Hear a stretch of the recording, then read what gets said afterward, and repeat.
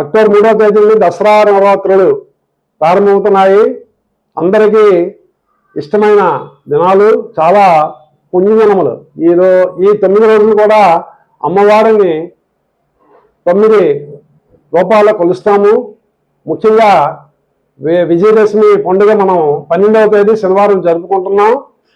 ఈలోగా అమ్మవారిని 9 రూపాయలు కొలుస్తాం. సరస్వతి, మహాలక్ష్మి, మహాకాళిగా కూడా అందరూ అమ్మవారిని కొలవండి. అట్లాగే తమకి వచ్చిన నామాలతో పూజ చేయండి. లలితా సహస్రనామంతో చేస్తే చాలా విశేషమైన పుణ్యఫలం వస్తుంది. లేదా శ్రీమాత్రే నమః అనే నామంతో పూజ చేస్తే చాలు. అమ్మవారికి కుంకుమ పూజ చేయండి. అమ్మవారు స్త్రీశక్తి స్వరూపిణి.